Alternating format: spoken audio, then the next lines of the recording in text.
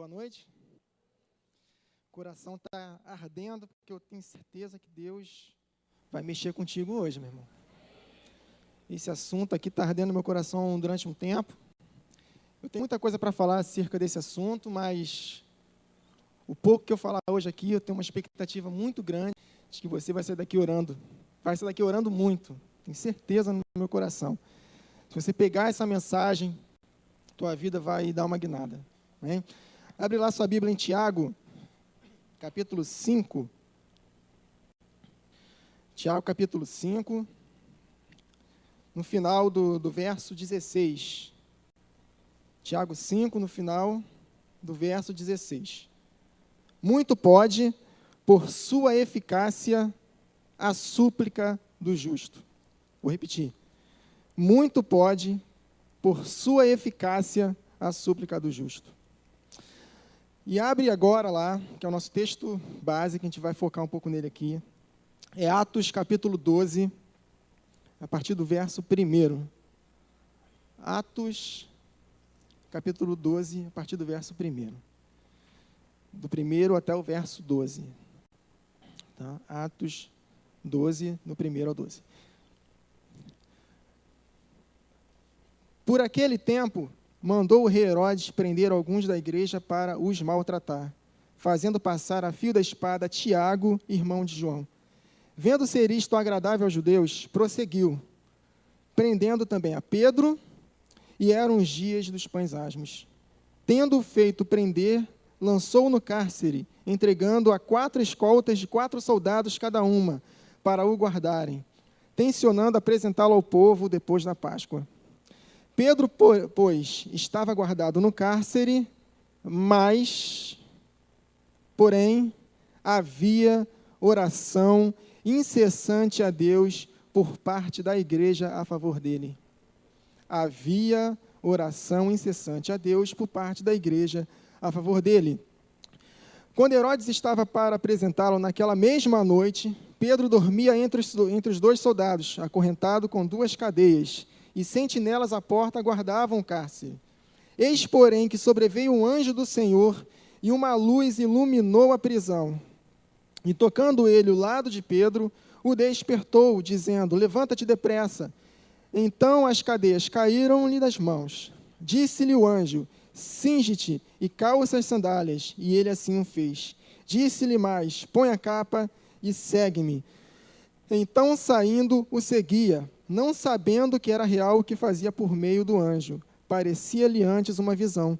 Depois de terem passado a primeira e a segunda sentinela, chegaram ao portão de ferro que dava para a cidade, o qual se lhe abriu automaticamente. E saindo, enredaram por uma rua, e logo adiante o anjo se apoderou dele. Então Pedro, caindo em si, disse: agora sei verdadeiramente que o Senhor enviou o seu anjo e me livrou da mão de Herodes e de toda a expectativa do povo judaico. Considerando ele a sua situação, resolveu ir à casa de Maria, mãe de João, cognominado Marcos, presta atenção, onde muitas pessoas estavam congregadas e oravam. Repete aqui comigo. Onde muitas pessoas estavam congregadas e oravam. Tiago foi o primeiro mártir dos apóstolos de Jesus, né? dos discípulos de Jesus, apóstolos do Cordeiro. E quando aconteceu isso, o povo achou muito interessante, gostaram dessa matança, né? Herodes mandou matar Tiago a fio da espada, e Pedro, ele seria o próximo. E a igreja, creio eu, ela não havia feito algo antes do Tiago morrer. Eu tenho convicção no meu coração de que seria diferente se a igreja se portasse da forma que ela se portou após a morte precoce de Tiago. Então, quando o Herodes ele ia colocar o Pedro a público para agradar os judeus, porque tinha sido agradável aos judeus a morte, né, a decapitação do Tiago, a igreja ela fez algo. Ela parou de ficar com os braços cruzados, aceitando a situação passivamente, e juntos, no verso 5, oraram incessantemente a Deus em favor dele. a palavra incessante é incessante mesmo, não parou. Eu não sei como eles fizeram, eram turnos e turnos, eles fizeram revezamento, mas eles não aceitaram perder mais um dos seus líderes.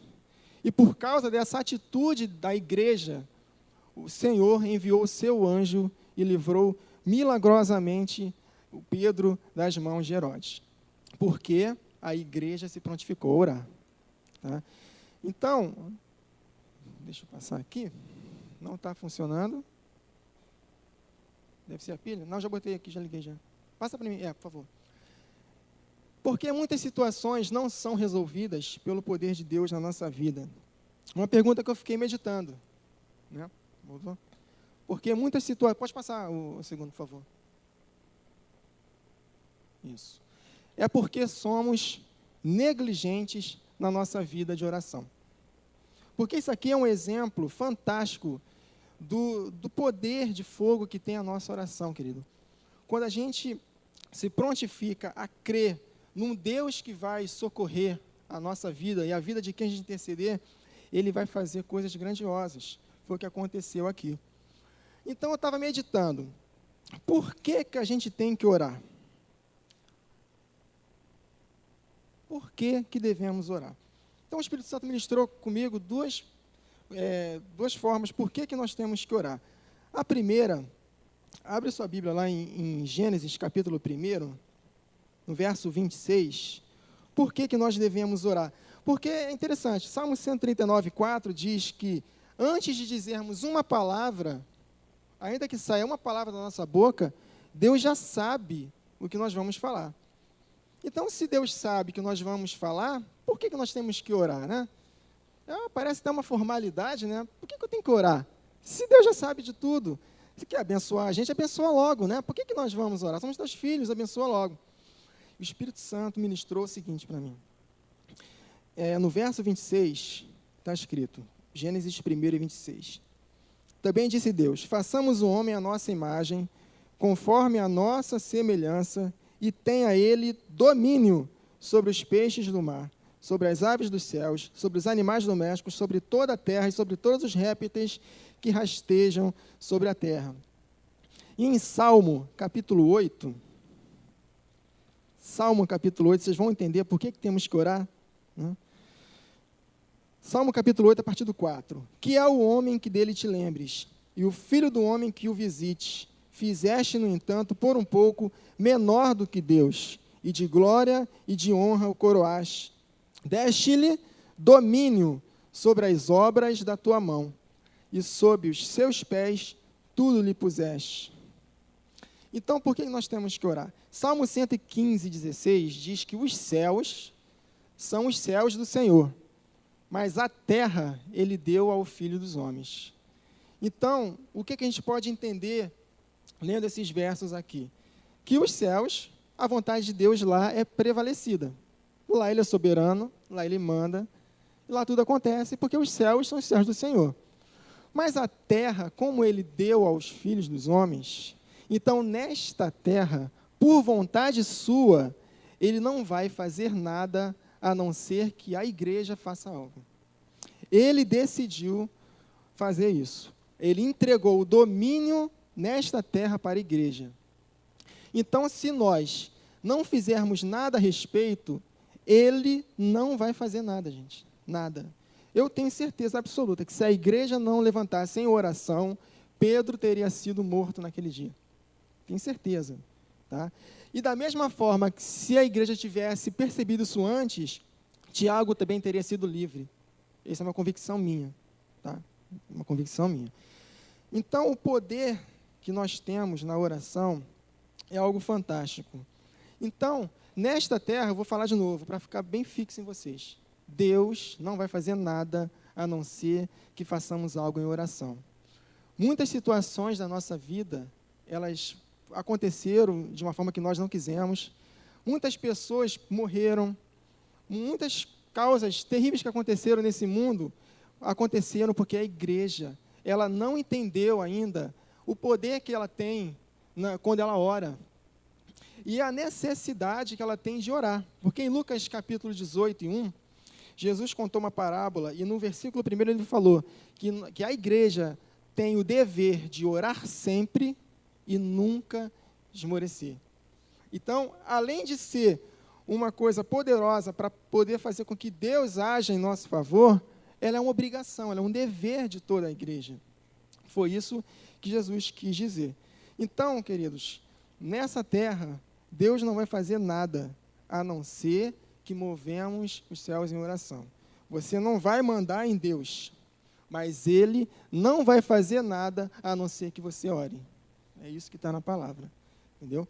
E a outra razão, por que nós devemos orar, porque em Efésios capítulo 5, versículo 1, diz que nós devemos ser imitadores de Deus como filhos amados. Em 1 Coríntios 11, 1, o apóstolo Paulo ele fala para a igreja de Corinto: sede meus imitadores, como eu sou de Cristo. Então, vamos analisar como é que foi a vida de Jesus quando ele esteve nessa terra, né? Jesus, ele foi um homem de oração. Por toda a Escritura, nos Evangelhos, dizem claramente que ele foi um homem de oração. Eu anotei aqui 5 versos que dizem isso. Mateus 14, de 22 e 23, Mateus 14, 22 e 23, logo a seguir, compeliu Jesus os discípulos a embarcar e passar adiante dele para outro lado, enquanto ele despedia as multidões. E despedidas as multidões, subiu ao monte, a fim de orar sozinho. E caindo a tarde, lá estava ele, só. Mateus 26 e 36, tem várias passagens, tá? Eu separei 5. Em seguida, foi Jesus com eles a um lugar chamado Getsêmani, e disse a seus discípulos: assentai-vos aqui, enquanto vou ali orar. Em Lucas, capítulo 5, versos 15 e 16, diz: porém, o que se dizia a seu respeito cada vez mais se divulgava, e grandes multidões afluíam para ouvirem e serem curadas de suas enfermidades. Ele, Jesus, porém, se retirava para lugares solitários e orava. Mais uma, Lucas 9, 28. Esse eu quero... Vocês estão acompanhando? Vamos lá. Esse aqui eu não anotei, não. Lucas 9 e 28. Mais um exemplo que nós devemos ser imitadores de Deus. Lucas 9 e 28. Cerca de 8 dias depois de proferidas estas palavras, tomando consigo a Pedro, João e Tiago, subiu ao monte com o propósito de orar. E a última que eu marquei aqui, Lucas capítulo 22, versos 39 e 40. Lucas 22, 39 e 40. E saindo, foi, marca na tua Bíblia, como de costume, para o Monte das Oliveiras. E os discípulos o acompanharam. Então, chegando ao lugar escolhido, Jesus lhe disse: orai para que não entreis em tentação. Aqui tem um detalhe interessante também que o Espírito Santo falou comigo, que para que nós não possamos cair em tentação, nós devemos orar. De que maneira? No verso 39, Jesus foi como de costume orar. Então, eu tenho plena certeza de que se nós tivermos uma vida constante de oração, nós jamais vamos cair em tentação, porque foi Jesus que disse isso. Então, o apóstolo Paulo ele falou: sede meus imitadores como eu sou de Cristo. Em 1 Coríntios 14 e 8, ele diz para a igreja, 14 e 18, eu dou graças a Deus que eu oro mais em línguas do que todos vocês juntos. E o mais interessante é que no verso 5, 14, 5, né, ele diz: orarei em espírito, mas também orarei com a mente. Se ele já orava mais do que todos eles em espírito, juntando com a mente, é algo incrível.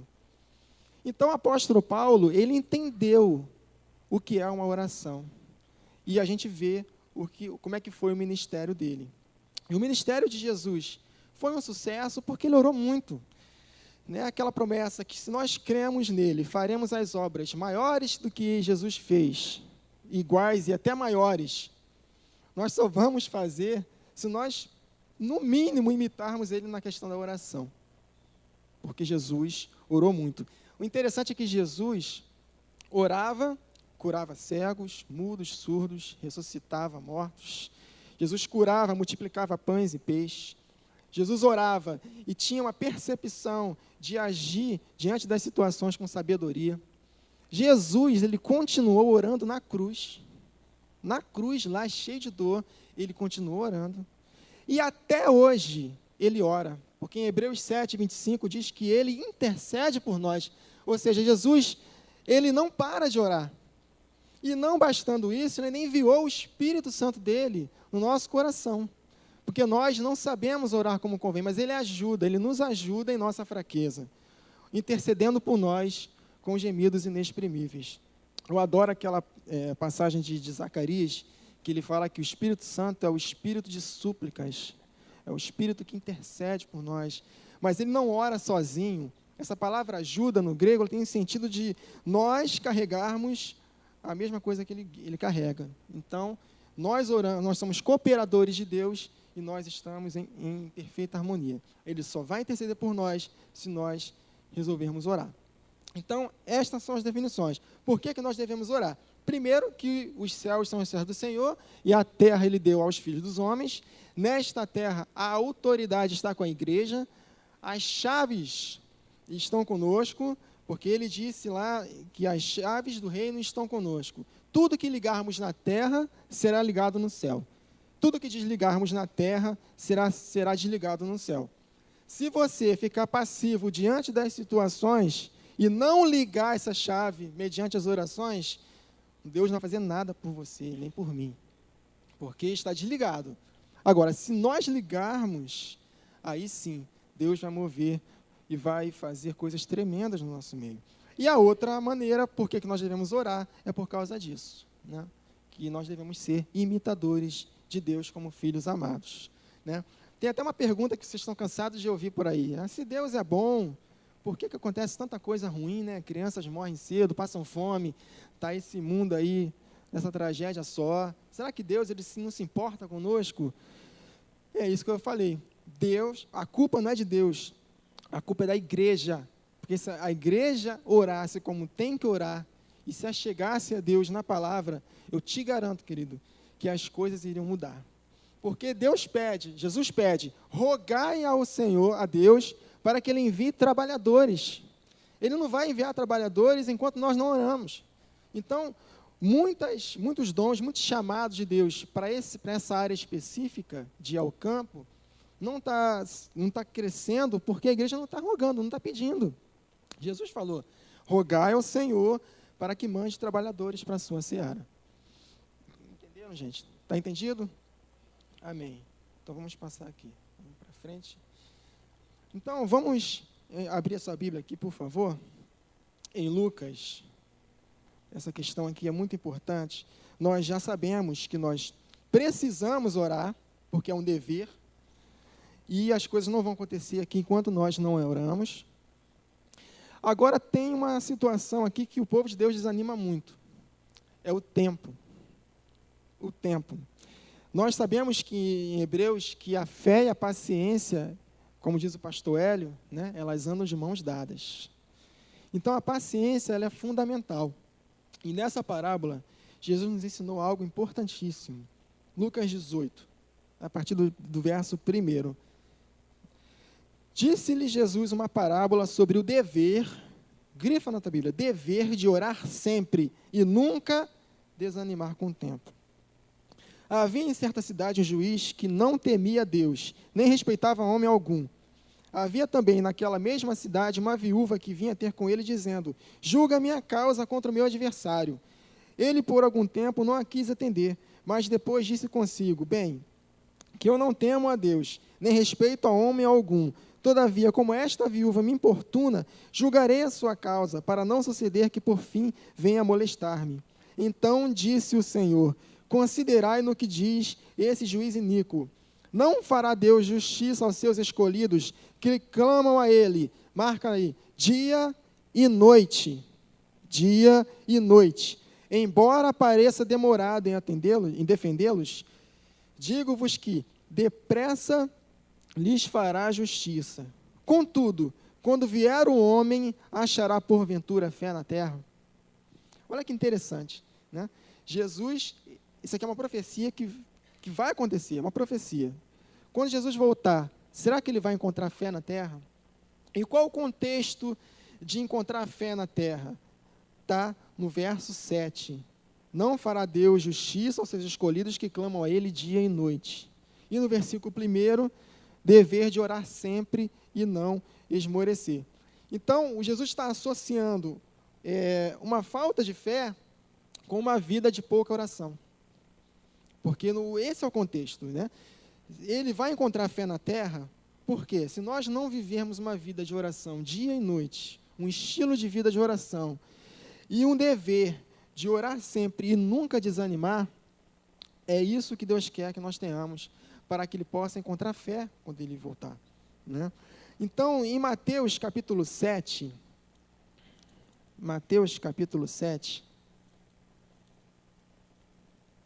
versículo 7, pedi e dar-se-vos-á, buscai e achareis, batei e a porta vai se abrir. Pois todo o que pede recebe, o que busca encontra, e quem bate, abre-se-lhe-á. Ou qual dentre vós, ó homem, que se porventura o filho lhe pedir pão, lhe dará pedra? Ou se lhe pedir um peixe, lhe dará uma cobra? Ora, se vós sois maus, sabeis dar as boas dádivas aos seus filhos, quanto mais o vosso Pai que está nos céus dará coisas boas ao que lhe pedirem. No grego, no verso 7, o tempo verbal disso aqui, de pedir e dar-se-vos-á, é o seguinte: pedir, continue pedindo, não pare de pedir e será dado a você. Buscai, continue buscando e não pare de buscar e você achará. Batei, continue batendo e não pare de bater e será aberto a você. Em Colossenses capítulo 4, verso 2, diz que nós devemos perseverar em oração, vigiando com isso com ações de graças. Você deve manter uma vida de ações de graças, porque nós cremos no caráter do Deus que nós servimos, que Ele é fiel, que Ele não pode mentir.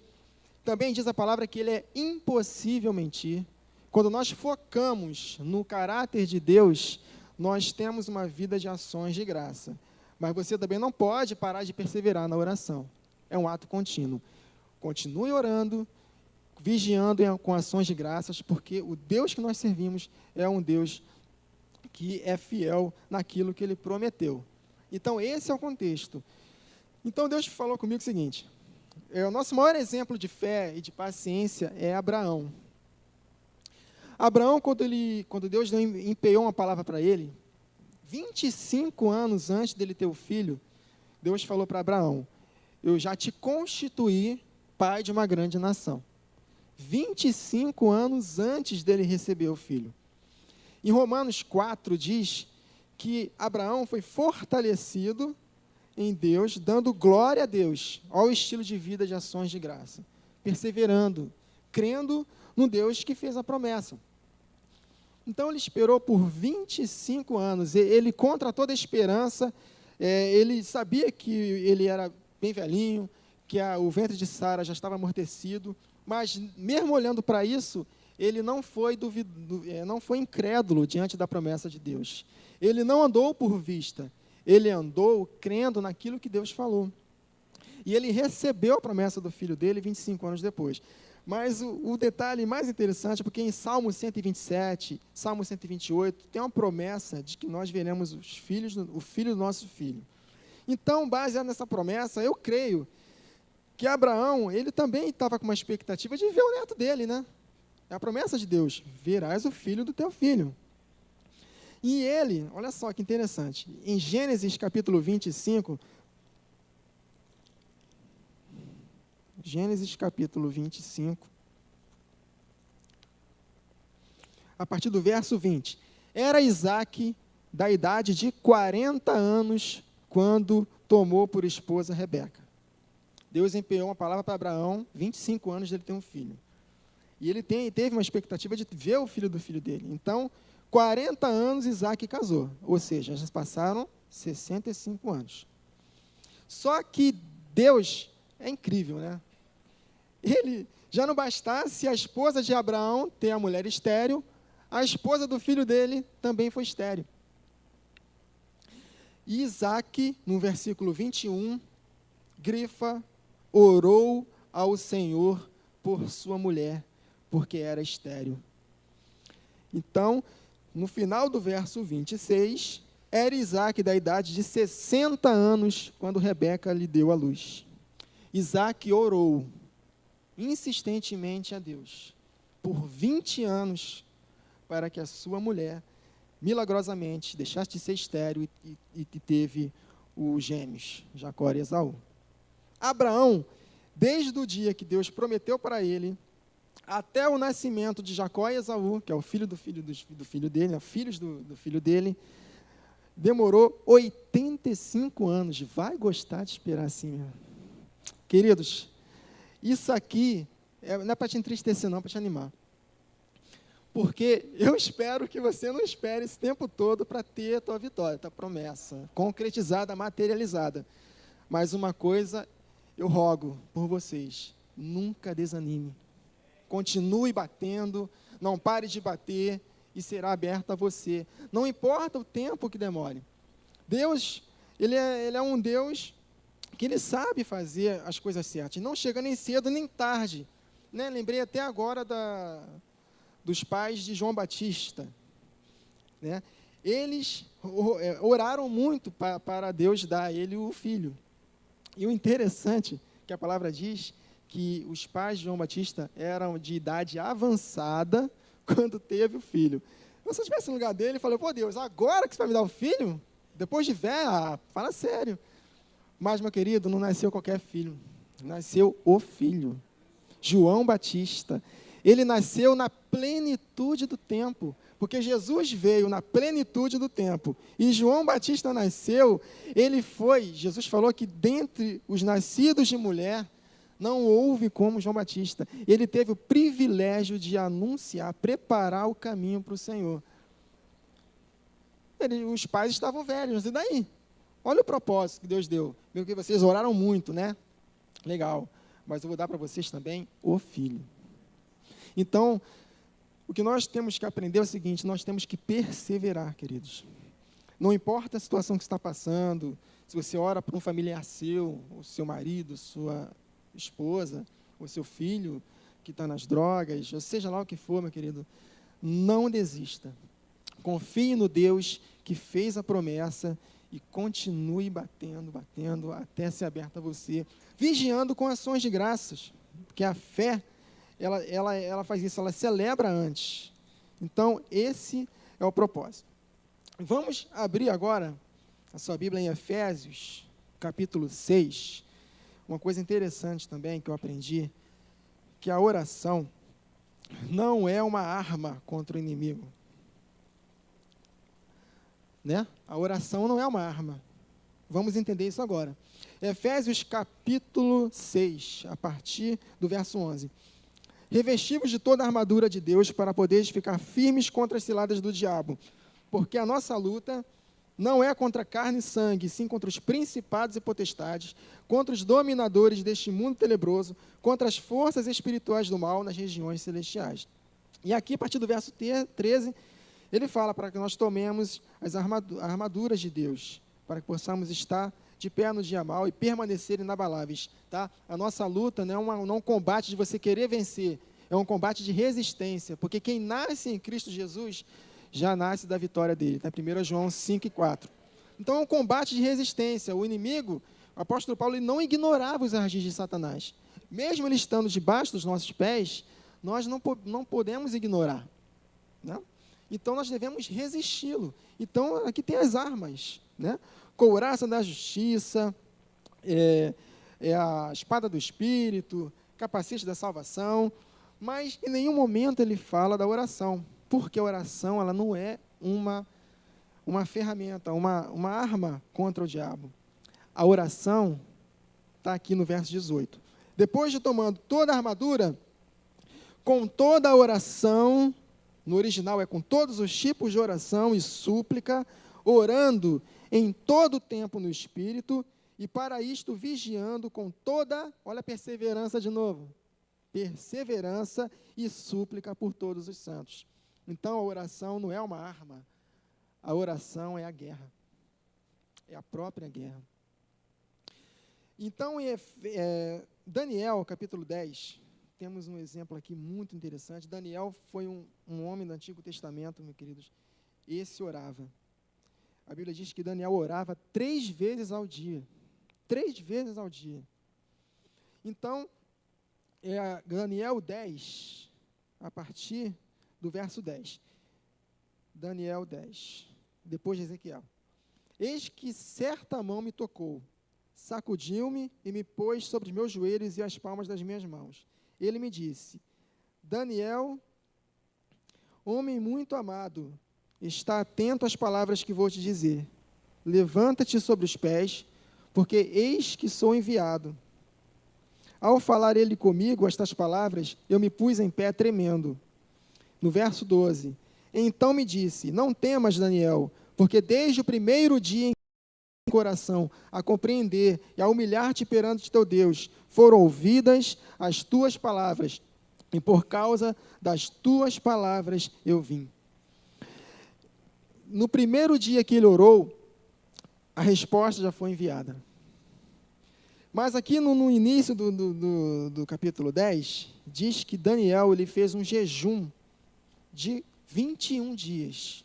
E diz a palavra que ele clamava a Deus, em súplicas a Deus. Aqui no versículo 2 diz que eu, Daniel, pranteei durante 3 semanas. Uma oração fervorosa, uma oração de súplica, uma oração de batalha, porque quando o anjo falou que desde o primeiro dia a resposta dele foi enviada, e o anjo só conseguiu chegar 21 dias depois. Porque no verso 13 está dizendo o motivo. Porque o príncipe do reino da Pérsia me resistiu por 21 dias. Porém, Miguel, um dos primeiros príncipes, veio para ajudar-me, e eu obtive vitória sobre os reis da Pérsia. Então, no verso 12, que é o verso principal, o anjo só conseguiu chegar naquele momento para Daniel por causa das tuas palavras, por causa das palavras de Daniel, por causa da oração de Daniel, por causa da batalha, querido. O que você pediu a Deus já foi liberado, mas estamos num combate. É um bom combate da fé, porque é um combate que nós já somos vencedores. Mas nós não devemos só falar que somos vencedores e ficar passivos. Se nós não perseverarmos em oração, nós não vamos ver materializada aqui na terra a promessa de Deus. Foi o que Daniel fez. Daniel ficou 21 dias e o anjo falou: por causa das tuas palavras eu cheguei aqui. Se Daniel tivesse desistido de orar, demorou tanto, vou desistir. O anjo, ele não teria chegado com a resposta dele. Então, é isso que nós temos que aprender. Por isso que o apóstolo Paulo falou que a oração, ela é a guerra. Que nós devemos combater num combate de resistência, orando em todo o tempo. Então, o anjo só conseguiu resistir aos principados e potestades por causa das palavras persistentes de Daniel. Há uma batalha espiritual sendo travada, e só veremos a resposta de Deus concluída se persistirmos na oração. Não esqueçam de vigiar com ações de graças. As ações de graças é certeza absoluta no caráter no Deus que nós servimos. Tá? Esse verso também aqui é muito interessante. O apóstolo Paulo, ele falou para a igreja de Tessalônica: quisemos visitá-los. Eu mesmo, Paulo, o quis. Satanás, porém, nos impediu. Eu acho que o apóstolo Paulo, ele deu uma sutilezazinha, né, com uma luvinha de película na cara da igreja, né? Ele quis dizer o seguinte: sabe por que Satanás nos impediu? Porque vocês não perseveraram em oração. Intrinsecamente é isso. Eu creio que é isso. Porque vendo esse ensino aqui de Daniel, porque Romanos 15 diz que tudo que está na palavra foi escrito para o nosso ensino, e aqui tem um princípio tremendo de você perseverar na oração, porque a tua resposta já foi enviada no primeiro dia que você orou, ela só chegou porque ele perseverou. Então, Paulo, ele quis ir, mas por causa da negligência da oração da igreja, ele não conseguiu chegar, porque Satanás o impediu. Os da Pérsia estavam tentando impedir o anjo de chegar com a resposta de Daniel. não impediu, porque o Daniel perseverou 21 dias orando. O contraste disso aí tem em Filemão. Filemão é fácil de achar. É um livro, é uma carta antes de Hebreus. Hebreus sabe onde está. Então, Filemão, vai lá rapidinho comigo. Viu Hebreus? Uma cartinha antes. Já é o inverso. Olha só. Filemão, capítulo 1, né? Só tem um capítulo, verso 22. Olha o que o apóstolo Paulo diz. O contrário disso aí. E ao mesmo tempo, prepara-me também pousada, pois espero que por vossas orações, grifa isso aí, gente, por vossas orações, eu vos serei. Olha só o que o apóstolo Paulo falou. Pode preparar, quando ele escreveu essa carta, ele estava preso. Ele falou, pode preparar a pousada para mim, porque eu sei que vocês vão orar por mim. E por vossas orações, eu tenho certeza que eu serei restituído. Então, prepara a pousada para mim. Está vendo o contraste? Satanás impediu de apóstolo Paulo visitar a igreja de Tessalônica. Já que, a epístola de Filemão, ele falou, por causa das vossas orações, pode preparar a pousada, que eu serei restituído. Colossenses capítulo 4, verso 12. Colossenses capítulo 4, verso 12. Nós já aprendemos por que devemos orar. As situações dessa terra só vão acontecer se a igreja fizer algo em oração. Nós aprendemos que nós devemos ser imitadores de Deus. O sucesso de Jesus no seu ministério deu-se porque ele gastava muito tempo orando. Ele interrompia ritmos de ministério dele para poder se despedir das multidões e ficar sozinho com Deus. Então, Jesus orou muito. E nós vimos aqui também que a oração é a guerra. Estamos num combate espiritual, né? As armas da nossa milícia não são carnais.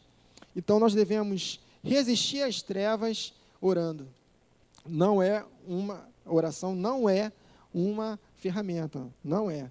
Ela é a própria guerra, né? Vocês têm que pegar isso, entender que se você não orar, você está... Olha só, o Espírito Santo acabou de falar comigo agora. Moisés, enquanto ele mantinha os braços abertos para cima, o povo vencia. Quando ele baixava, o povo perdia. É uma guerra, não era uma guerra? Ali era uma guerra física, agora é uma guerra espiritual.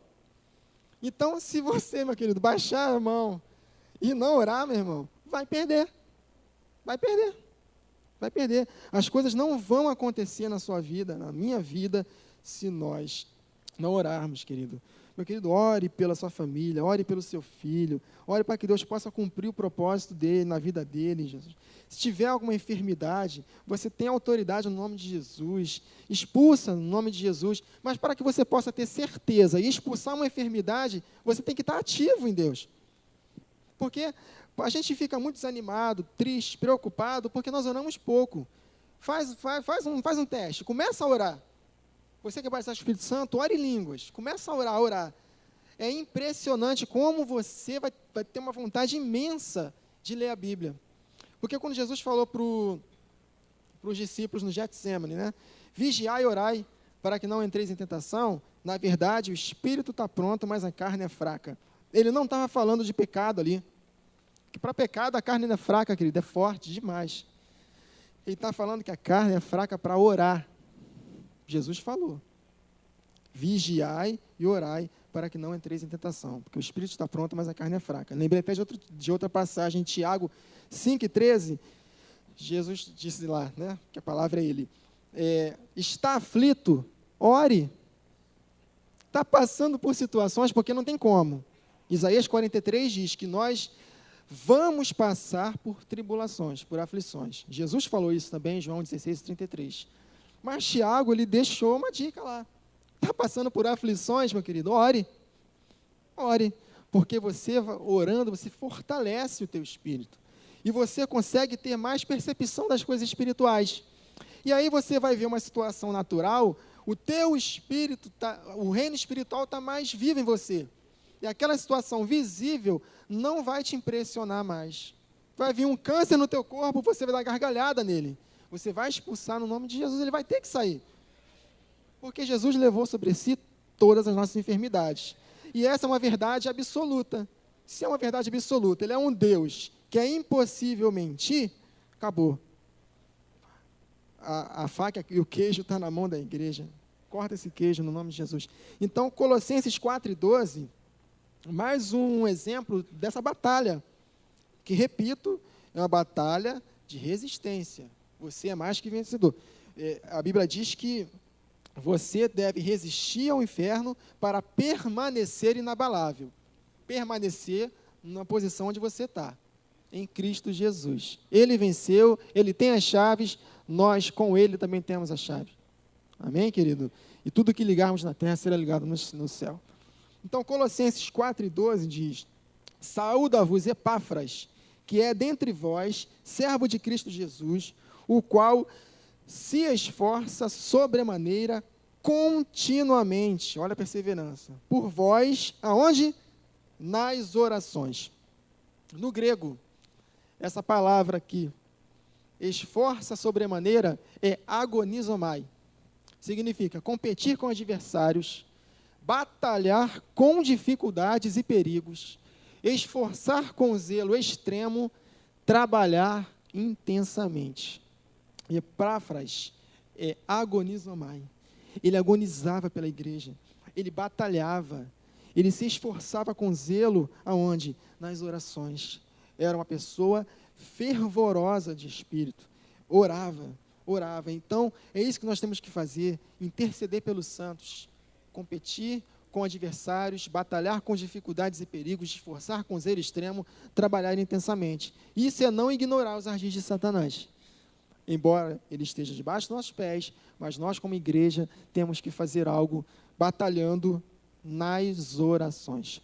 Outro detalhe interessante, para você não confundir, porque tem pessoas que falam que nós devemos ter fé na oração. Não, nós não temos que ter fé na oração. Nós temos que ter fé no Deus que ouve as nossas orações, né? É como se você disser, não vou dar esse exemplo para vocês não, que vocês têm saúde, em nome de Jesus. Uma pessoa que esteja doente, liga para o médico vai e socorre ele. Aí você dizendo que o poder está na oração, é a mesma coisa que você dizer que o poder, a pessoa que socorreu ele foi o telefone. Não, quem socorreu ele não foi o telefone, foi o médico. O telefone foi apenas um meio. Tá? Então, a fé que nós temos que ter é no Deus que fez a promessa. Então, o poder não está na oração. O poder está no Deus que ouve as nossas orações. É o meio para que Deus possa fazer algo por nós. Amém? Só para deixar claro, para a gente poder tirar alguns erros que a gente ouve por aí. Né? Então, querido, nossas orações, elas criam um ambiente onde os milagres se manifestam. Eu tenho vários exemplos. Eu tenho certeza que o pastor Paulo vai me dar mais outras oportunidades e vamos dar continuidade. Tem vários exemplos de situações do povo de Deus que clamou e as coisas extraordinárias aconteceram. Em próprio Tiago, capítulo 5, volta lá de novo, que foi o primeiro texto que nós lemos hoje. Tiago, capítulo 5. No final do verso 16, de novo. Muito pode, por sua eficácia, suplir. E ele vai falando acerca de Elias. Elias era um homem semelhante a nós, sujeito aos mesmos sentimentos, e orou com instância, para que não chovesse sobre a terra. E por 3 anos e meio não choveu. E orou de novo, e o céu deu chuva, e a terra fez germinar seus frutos. Agora, o mais interessante que o Espírito Santo me mostrou, numa manhã que acordei, eu estava meditando sobre isso, eu me assustei, falei, caraca, mas o Elias, ele não deu ordens aos céus? Sim, ele deu ordens aos céus. Mas antes da ordem ser dada, ele estava num ambiente de oração. Jesus, antes de dar ordem para Lázaro sair do túmulo, o que ele falou lá em João 11, 41, 42? Senhor, graças te dou por teres me ouvido. Aliás, eu sei que sempre me ouves. Então, por ter uma vida contínua de oração, aí sim, o reino espiritual já estava bem manifesto na vida de Jesus. E aí ele pôde dar ordens aos céus, e dar ordens para Lázaro, e Lázaro pôde ressuscitar. Foi o que aconteceu com Elias. Se você ler a história de Elias, lá 1 Reis 17, 18, vai falar que ele deu ordens. Mas em Tiago, por revelação, ele disse aqui que ele orou. Ele orou com instância, o céu se fechou. Depois ele orou novamente e a terra fez germinar os frutos. A vida de oração dele foi o suficiente para ele poder ter certeza e declarar as coisas acontecerem. Então, Jesus, quando nos ensina em Marcos 11, é a mesma coisa, né? Em verdade vos digo que se alguém disser a este monte, ergue-te e lança no mar, não duvidar do seu coração, mas crê que se fará aquilo que diz, tudo o que disser será feito. Mas ele está falando isso num contexto de oração.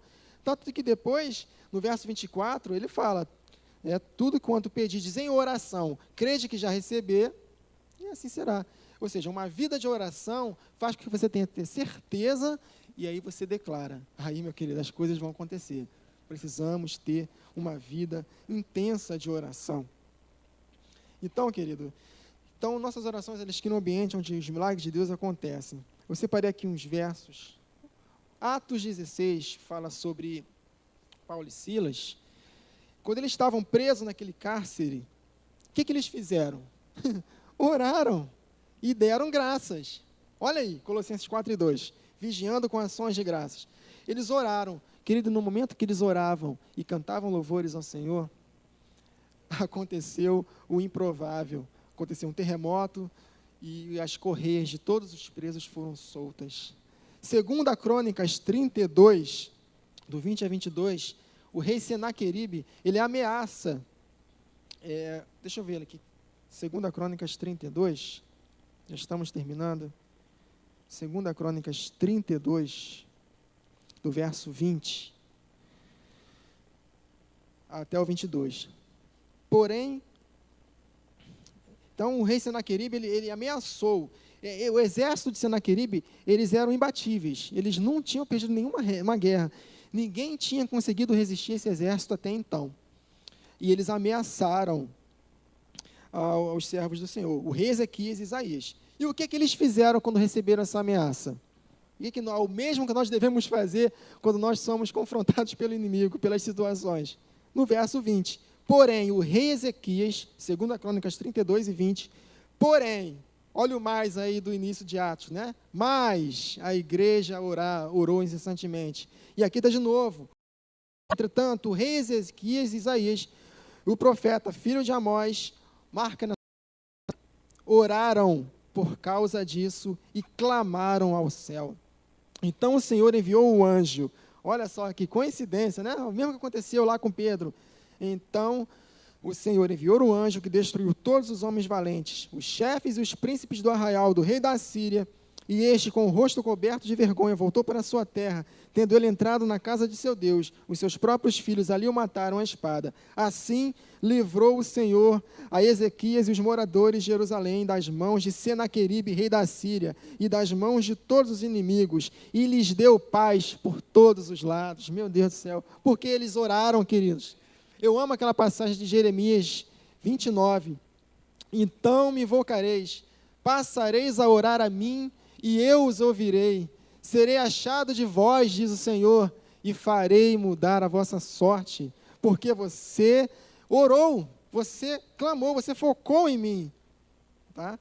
E vamos terminar com o Salmo 91. Vamos ficar de pé, queridos? Vamos. Salmo 91.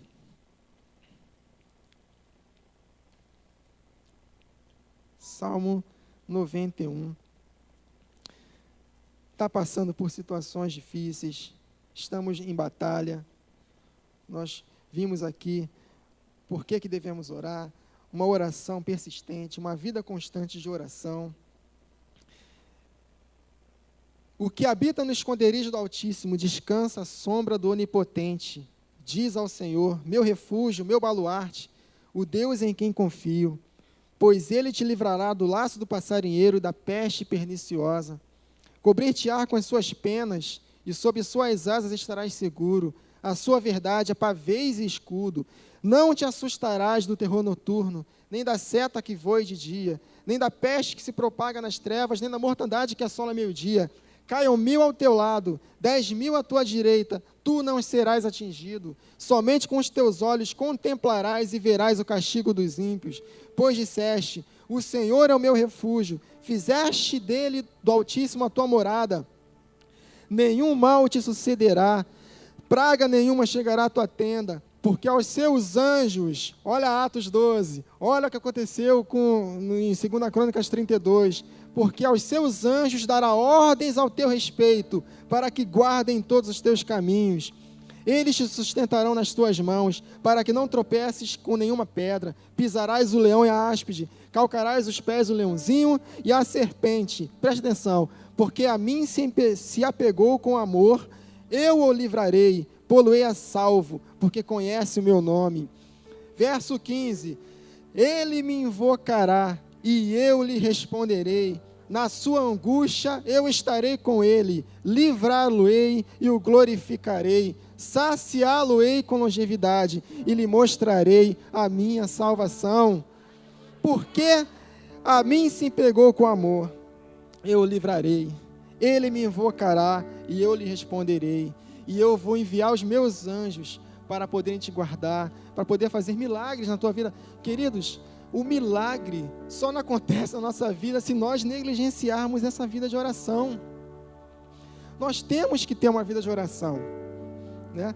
1 Tessalonicenses 5,17 diz que nós devemos orar sem cessar. Mas no contexto, no verso 19, diz: não extingais ou apagueis o Espírito. Como é que nós não apagamos o Espírito na nossa vida, esse fervor espiritual? Quando nós oramos sem cessar. Apocalipse 3 diz que se nós tivermos uma vida espiritual morna, Deus vai vomitar da boca dele. E eu não quero parte dessa igreja. Lembrei até agora da parábola das virgens loucas, né?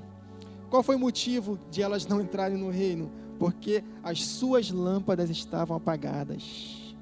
Jesus falou para os discípulos: vigiai e orai, para que não entreis em tentação. Zacarias, no capítulo 4, né, tem uma visão em que o Espírito Santo mostra para ele um candelabro, né? E na visão, o candelabro, ele explica lá o que é o candelabro de ouro. O candelabro de ouro é o Espírito Santo, porque quando o anjo explica para ele a visão do candelabro, ele fala: não por força, nem por violência, mas pelo meu Espírito. Então, no tabernáculo de Moisés, o candelabro, ele tinha duas funções, que era iluminar o local e aquecer o local. Mas a responsabilidade do funcionamento desse candelabro era do sacerdote. Todos os dias, de manhã e na tardinha, ele tinha que aparar os pavis, colocar azeite e manter as lâmpadas acesas. Então nós, como crentes da nova aliança, nós somos feitos reis e sacerdotes.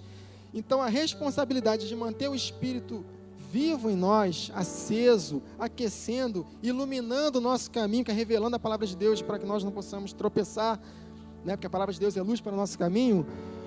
Nós temos a responsabilidade de manter acesa a chama do Espírito, para que não aconteça conosco o que aconteceu nessa parábola das virgens loucas e de Apocalipse, que Deus vai vomitar na nossa boca. Eu creio que em Ageu diz que a glória da última casa será maior do que a primeira. Em Atos, a gente olha para Atos, a gente fica: nossa, como eu gostaria de ter vivido esse avivamento. Mas há uma promessa empenhada para a igreja dos últimos dias, de que a glória dessa primeira casa de Atos será maior. A nossa glória aqui dos últimos dias, a glória da segunda casa, será maior do que a glória que aconteceu em Atos. Querido, eu creio de todo o meu coração que um avivamento vai acontecer na nossa vida, mas só vai acontecer, querido, se a igreja entender esse assunto. Tá com a vida fervorosa, orar em todo tempo, né? Na época, minha esposa até briga comigo: Wagner, vamos orar para comer, vamos orar para acordar. Gente, são práticas tão simples e a gente esquece, a gente negligencia. Já está abençoado, que vou orar o quê? Deus já abençoou. Eu oro pela compra do mês e não preciso mais orar durante o mês. Não, querido, é uma prática. Olha só o que o Espírito Santo falou comigo. Quer se livrar dos piriri? Ore antes de comer. Claro, cuidado, não vai exagerar. Não tentarás o Senhor teu Deus. Mas, meu querido, a oração ela é eficaz. Muito pode, por sua eficácia, a súplica do justo. Essa casa aqui te ensina tanta verdade. Você pegar essas verdades e fazer uma química maravilhosa de uma vida de oração, meu querido, eu vou te contar. Você nunca mais vai ficar pensando em ganhar dinheiro. Ele vai vir atrás de você, como diz o pastor Hélio, calma, eu não estou nem aí, Deus me deu um trabalho maravilhoso, eu estou tranquilo, Deus falou no meu coração, coisas para frente, que eu estou fazendo a minha parte, sem me preocupar, porque eu sei que muito mais do que ser próspero nesse mundo, meu querido, é conquistar a coroa da justiça. Eu quero governar, não sei se vou conseguir governar em 10 cidades. Eu acho que as 10 cidades, deixa para o apóstolo Paulo, Pedro, esses homens estão demais, né? Deixa eu governar as 5 cidades, pelo menos. Mas, meu querido, eu foco muito na vida após aqui. Porque o que é a nossa vida aqui na Terra, comparada com a eternidade? Não tem, é como neblina. Então, as coisas desse mundo, a gente não tem que ficar preocupado, não, queridos. Se Deus te chamou, Ele vai te suprir.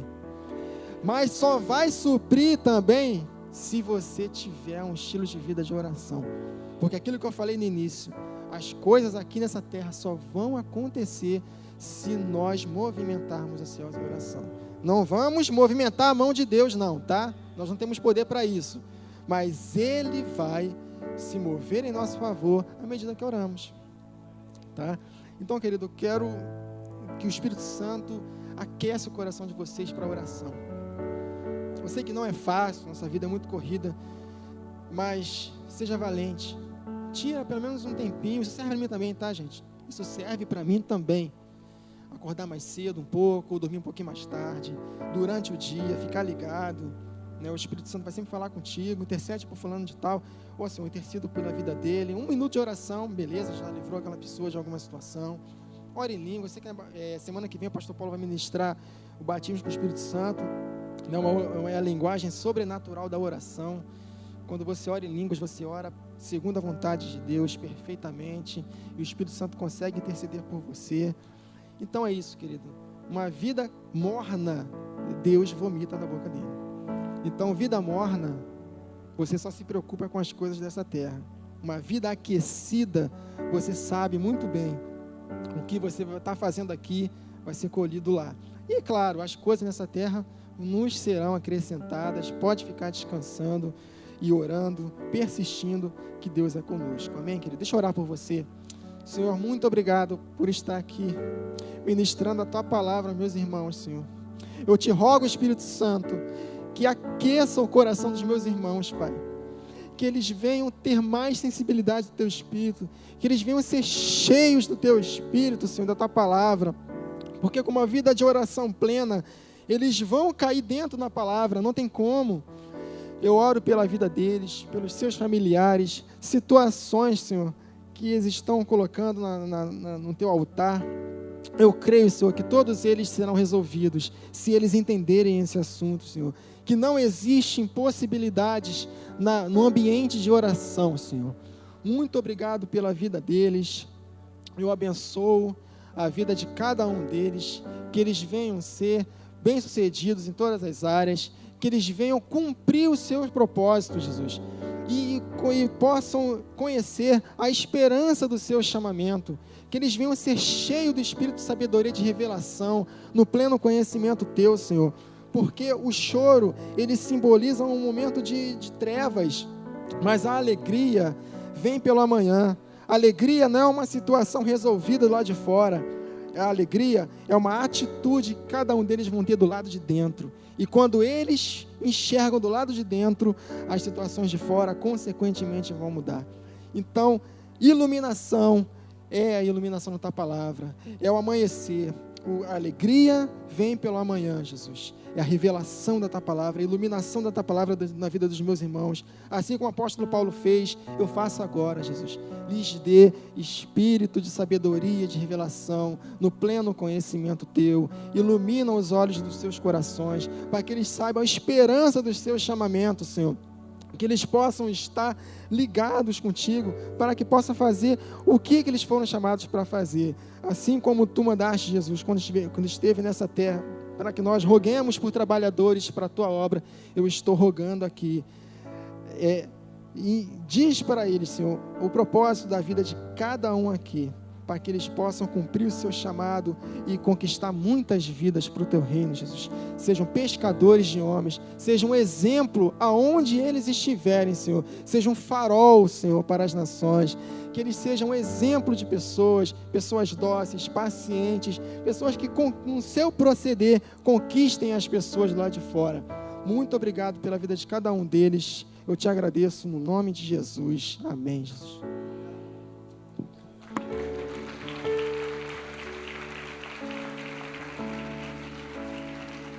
Glória a Deus.